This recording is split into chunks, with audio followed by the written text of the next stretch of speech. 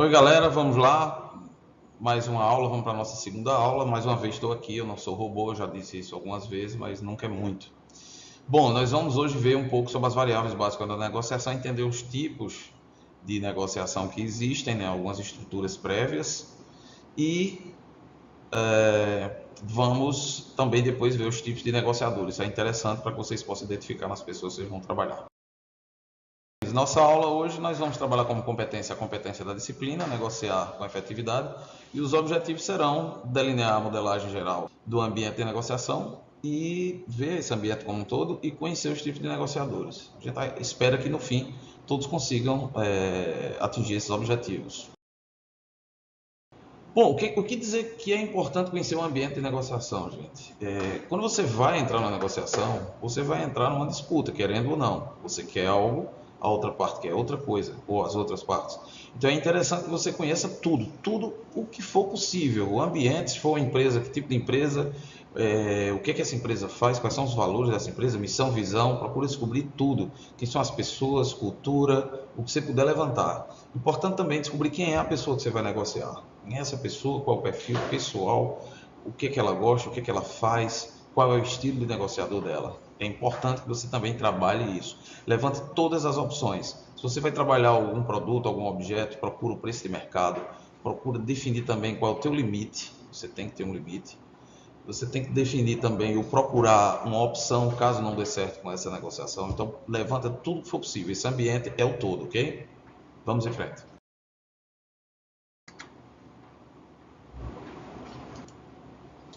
Então, entender uma negociação é importante, como a gente já falou, né? E existem alguns modelos. Os cientistas que estudam isso dizem que existem alguns modelos.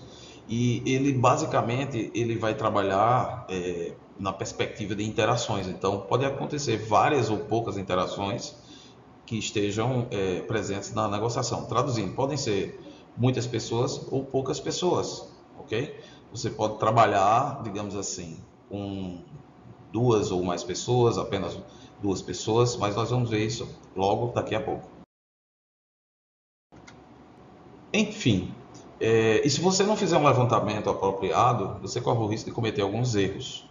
Então, quando a gente não levanta o ambiente corretamente, a gente pode cometer alguns erros, como por exemplo, você corre o risco de, por exemplo, negociar com a pessoa errada. Então, de repente, você se preparou para negociar com uma pessoa mais tranquila, essa pessoa não é tão tranquila, você vai ter dificuldades. Você pode também, de uma certa forma, insistir em uma posição por falta de alternativa. Lembra que eu falei que você tem que procurar uma alternativa? Então, se você não tiver alternativa, você vai morrer na mão dessa outra parte. Então, é importante que você tenha. Se você não conhece bem a outra parte, se não conhece bem a outra pessoa, você pode se sentir talvez um pouco, digamos, impotente em uma negociação, porque não avaliou corretamente. Então você achou que aquela pessoa estava num nível dentro da empresa menor e de repente ela está num nível maior. E isso é complicado, porque você vai se sentir inferiorizado até. Um outro ponto é perder o controle. De repente a outra pessoa está mais preparada, você não sabia, tem mais informação e essa pessoa vai dominar a negociação, vai te botar no bolso. Outro, de repente você começa, por não conhecer o ambiente, a se afastar dos objetivos e das suas metas. Isso é um problema. Uma vez que você vai gastar energia, vai gastar tempo, vai gastar recursos procurando informações depois, né, durante o processo. Isso a outra parte vai notar, tá? Isso aí é muito complicado.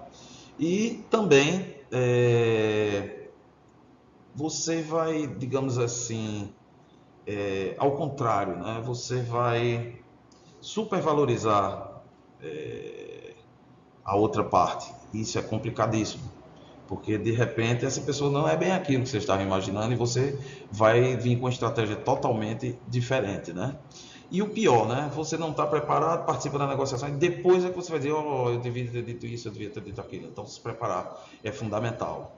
Repito, preparem-se, façam a leitura do ambiente o mais detalhado possível. Isso é importantíssimo. Um negócio interessante dentro da negociação que a gente deve observar, e isso criou-se esse diagrama chamado dilema dos negociadores, né, está aqui, ele trata de duas variáveis, né, a questão de você, no caso, uma variável, de você ser franco ou não ser franco.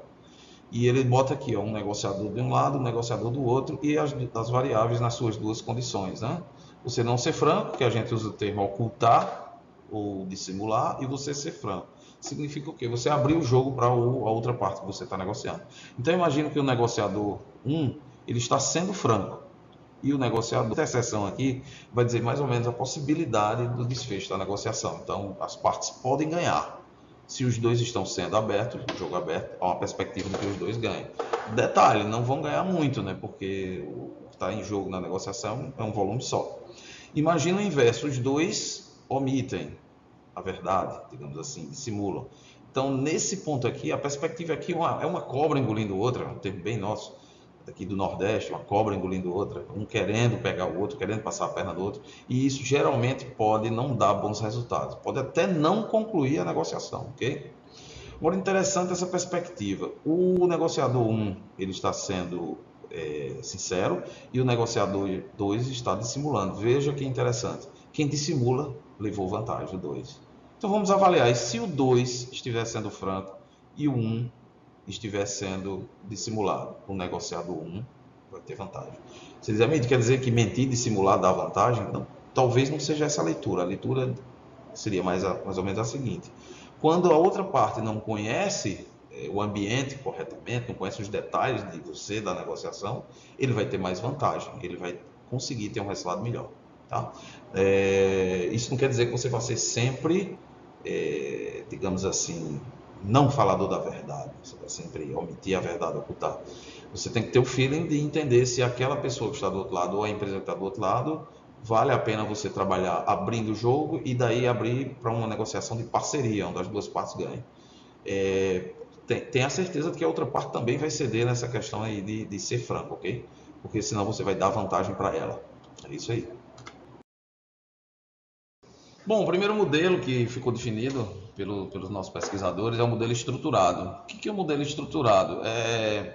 Imagine que você tem uma espécie de fórmula, uma regrinha que vai funcionar mais ou menos bem parecido. Não é que vai ser igual, mas vai ser bem parecido. Isso foi baseado em estratégia de jogos, né, da teoria dos jogos e também em estatística. Então é a questão matemática. Nesse modelo, você vai ter o seguinte, você vai ter a simplicidade, né, poucas variáveis envolvidas, e o ambiente da negociação ele é estável, não vai mudar muito, né, as variáveis não vão mudar muito, então você pode tentar repetir várias vezes o processo em outras negociações similares. Muito provavelmente vai ser vantajoso para você. A repetição, não precisa dizer, mas a repetição vai te deixar expert nesse tipo de negociação.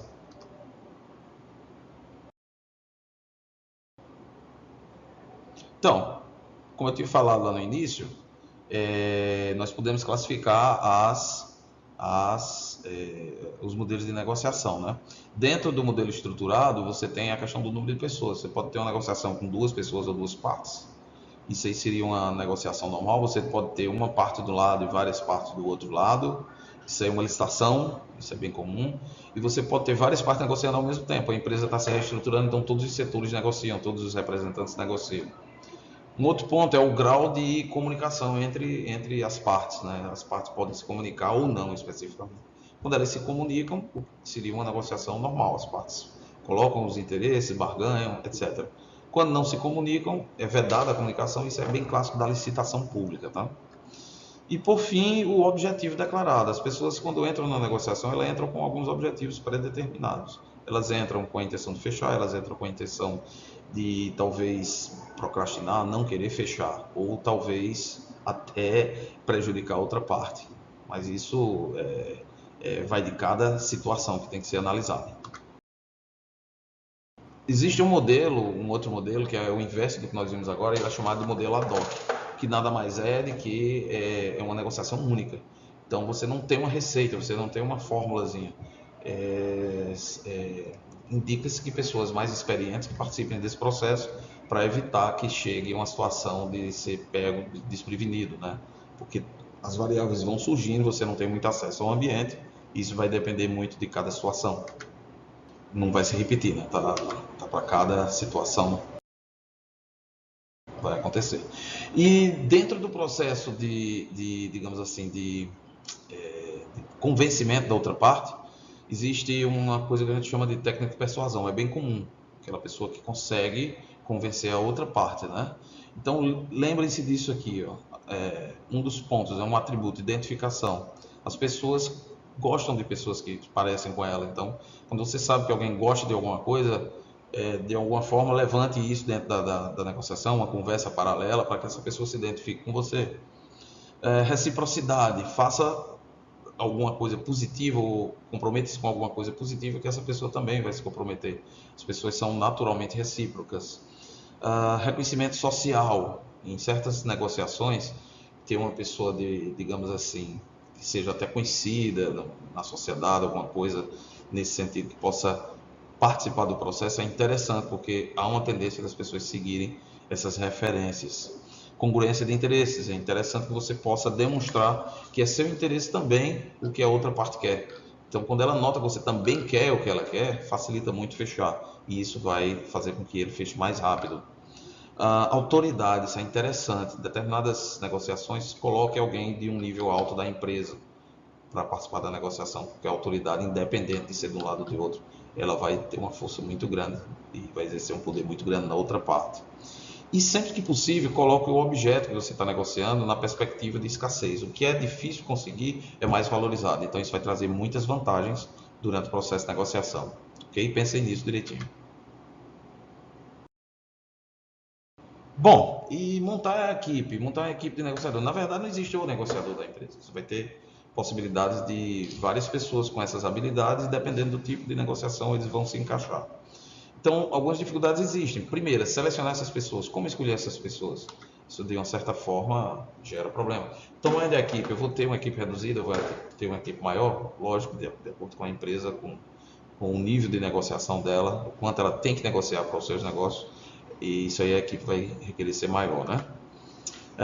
Comunicação intergrupo. Quando as empresas escolhem fazer um grande grupo, e esse grupo acaba se dividindo em subgrupos por categoria de tipo de produto ou praça, alguma coisa assim, e isso vai dificultar certamente as comunicações, e tem que ter muito cuidado com isso aí, ok? Há uma tendência natural, desculpa, em qualquer grupo de dispersão. Então, manter coeso um grupo não é fácil. Então, essa é uma função que o líder tem que exercer com muita maestria, ok? Bom, então estamos nós aqui mais uma vez repetindo. O Wzinho aparece de novo, né? Esse W nos persegue, né? O Weltanschauung, ele nos persegue. Mas aqui ele fala um pouquinho, para que vocês entendam que as pessoas são diferentes, ele fala um pouquinho aqui sobre a formação do W, né? Um complemento lá da nossa aula 1. Então, o W, que nada mais é como as pessoas veem o mundo, ele é uma espécie de filtro que tem na sua frente, quando você percebe os fenômenos que acontecem à sua frente, ele tem uma formação dentro da cabecinha da gente, né? Nos nossos valores lá na infância e depois do que a gente vivencia na vida mais adulta. Então a gente divide em aspectos intrínsecos e extrínsecos, sendo que os intrínsecos eles vão ser aqueles que realmente lá na infância, as primeiras coisas que você vai aprendendo, crenças e valores, motivações, que isso vai devagarzinho dentro da infância, vai se montando, necessidades internas, realmente coisas pessoais, e o perfil psicológico da pessoa. Isso aí não tem como ser externo, isso é intrínseco, é interno. E os extrínsecos, que são externos, você pode ter aí os fatores culturais, que você só vai ter o contato na vida mais maior, né? Fatores políticos, quando você começa a entender a questão política e de governo e de leis. Aspectos econômicos, está bem em moda, né? Que a gente entenda os aspectos econômicos. Política e economia está bem, digamos assim, bem em moda para que as pessoas venham a divergir, né? Fatores sociais, então onde a pessoa vive, que tipo de sociedade ela está envolvida, isso também contribui muito. Ou seja, fatores extrínsecos e intrínsecos, eles formam o W. E por fim, os fatores legais. É interessante que as pessoas entendam a lei. Apesar de tudo isso, uns entendem mais, outros entendem menos, e isso gera diferenciação entre as pessoas. Existem vários tipos de negociadores, vai variar de acordo com o autor, mas o autor que a gente acompanha, o Pastore, ele define esses aqui. Ele chama de negociadores racionais, o nome já diz, né? São pessoas que pensam em causa-consequência, né? Então eles trabalham com o que ele chama de risco projetado, mas eu prefiro o termo característico. Ele trabalha com análise crítica antes de tomar uma decisão, né? Você imagina para tomar uma decisão, ele vai trabalhar mais criticamente, para levantar informações. Ele vai ser inseguro quanto a aspectos intangíveis, ele prefere coisas reais, números, informações mais concretas. Ele vai entrar em detalhes para você ter ideia de como a palavra, o significado da palavra, porque aquilo ali pode contar num contrato, e é um pouquinho pragmático, ele quer, digamos assim, ele é objetivo. Então, o racional tem essas características. Já o negociador chamado sociável, ele tem as seguintes características. Dificilmente ele toma partido, ele toma lado, então é bem difuso, a conversa dele é bem difusa. Ele digamos assim, ele não quer desagradar ninguém. Eventualmente ele perde a objetividade exatamente por ser difuso aqui na discussão. E o período de negociação, em função disso, se torna longo. Ao contrário do racional, que é pragmático, esse aqui ele vai conversar bastante e não vai chegar. Você vai ter que, de uma certa forma, percebendo que ele é um sociável, você vai ter que forçar para que ele chegue ao fechamento. Negociadores metódicos. Esses aqui, principalmente o pessoal da área de finanças, eles se encaixam muito, tá? Ele procura informações o máximo possível e ele vai se submeter a essas informações. Se for regulamento também, como está no material, e segue inclusive tradições, mas o mais importante aí vão ser números. Esse cara que trabalha muito em cima de números, muito criterioso. Ele vai pedir detalhes e mais detalhes. Ele é muito analítico, vai pedir muitos detalhes. E às vezes ele perde o foco no conteúdo em favor desses aspectos formais. Por exemplo, se for uma questão de um fechamento de um contrato, pode ser que ele fuja do objetivo e vá, talvez, conversar sobre os detalhes do contrato. E isso você tem que tentar contornar para que não fuja tanto do foco. Vamos para o próximo.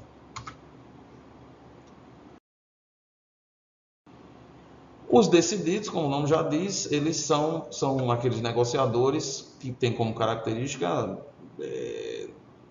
não vai muito, digamos assim, ele não vai perder muito tempo discutindo, ele vai ser mais objetivo, ele vai, de uma certa forma, ele já chega mais ou menos sabendo o que quer. Eu sempre comento, quando um homem chega numa loja, ele vai comprar uma camisa, então vamos dar uma olhada, não, eu quero uma camisa número 3, azul, de botão, manga curta, então é mais ou menos isso, ok? Ele omite algumas informações que acabam, de certa forma, postergando a negociação, isso acontece. Ele é um pouco desconfiado também e trabalha fazendo uma análise um pouco superficial.